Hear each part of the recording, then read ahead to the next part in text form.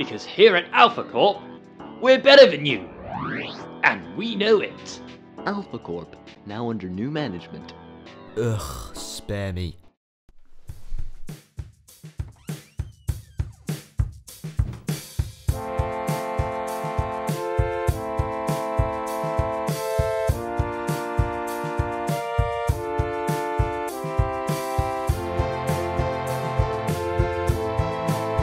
Retro!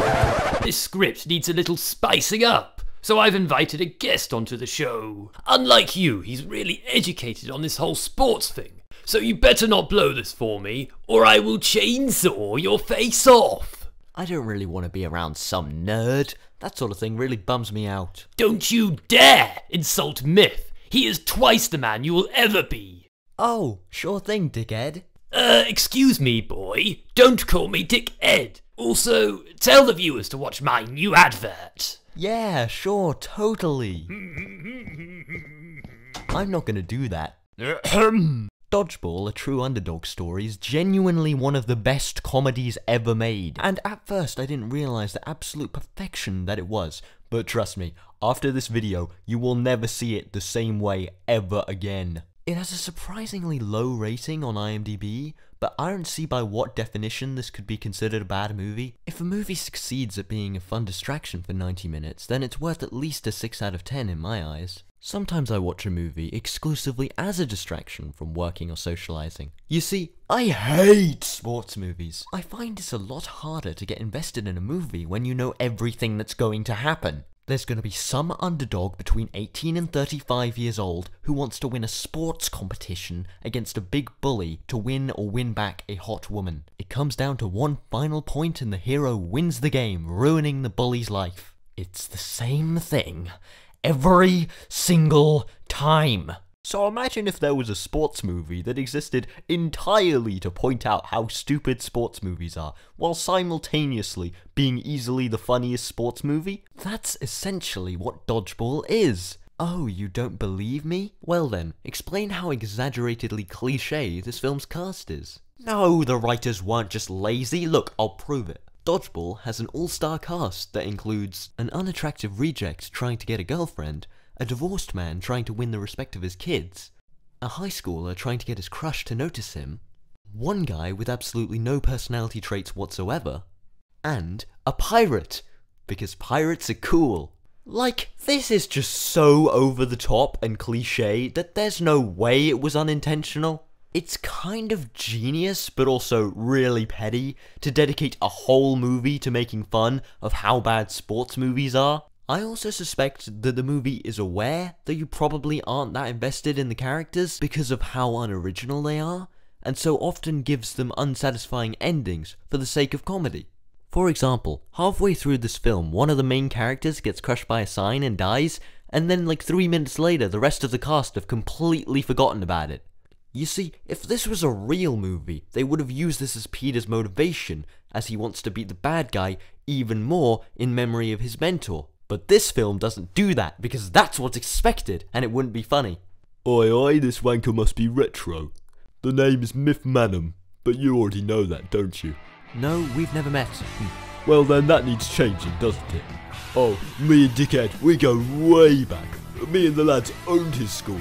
Nowadays, I own his whole town. I travel across the country to every football match.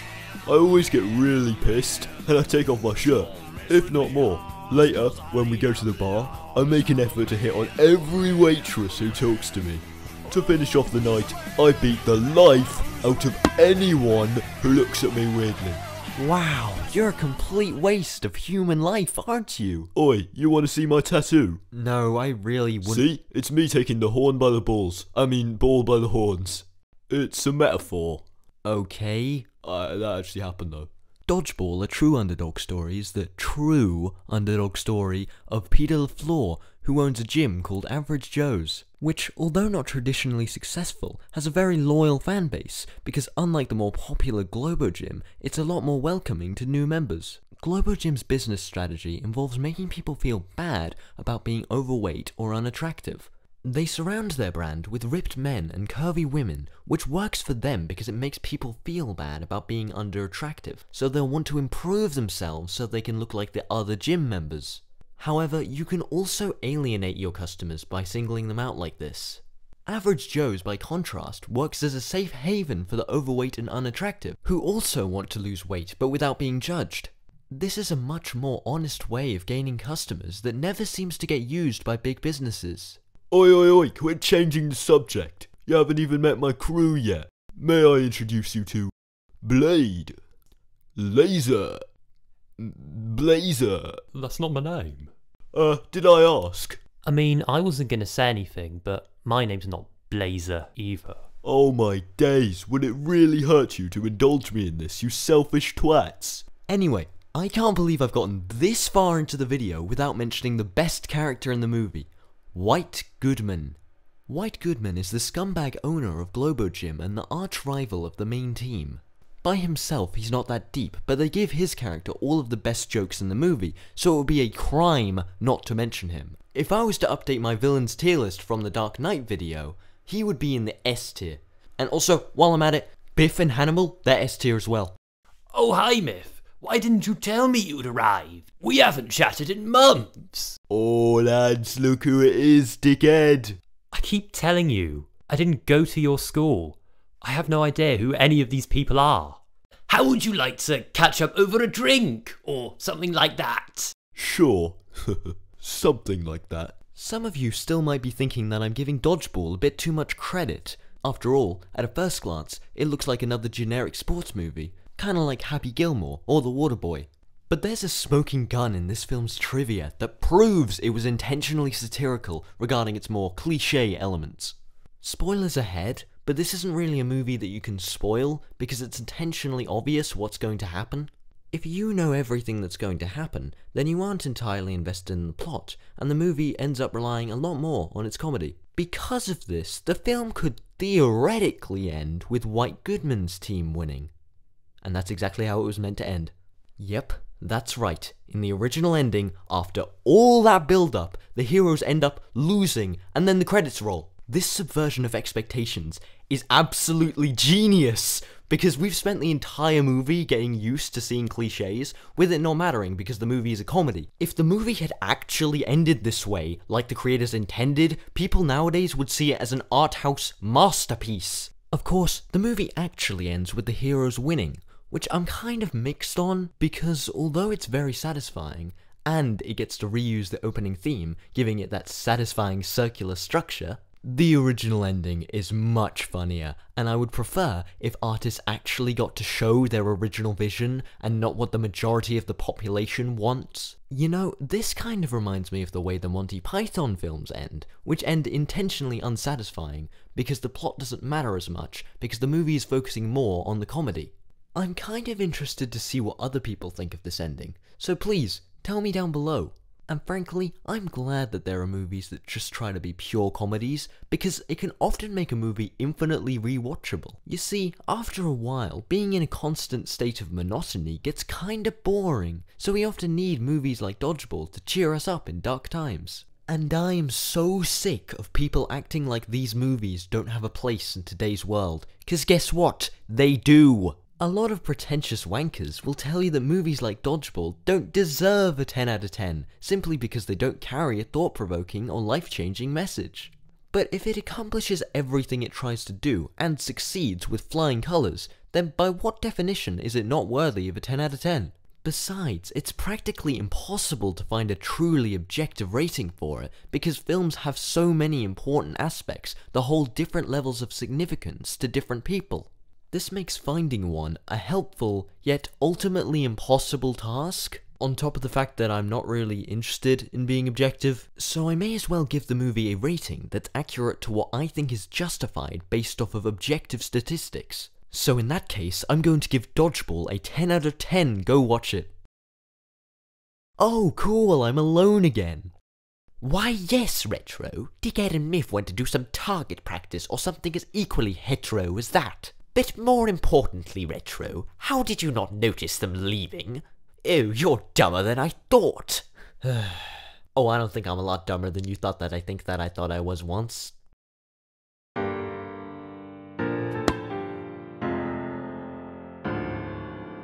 Whoa, this takes me back. I mean, this is fun and all, but where's that $5 you promised me? Oi, shut up, Blazer.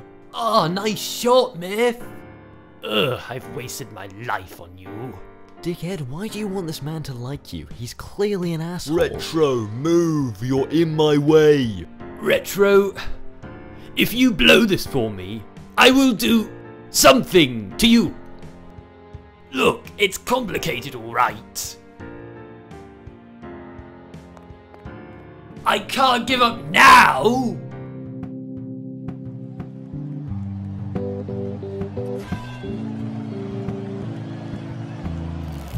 Yes, lads, I got him. Ball me another one, Blazer.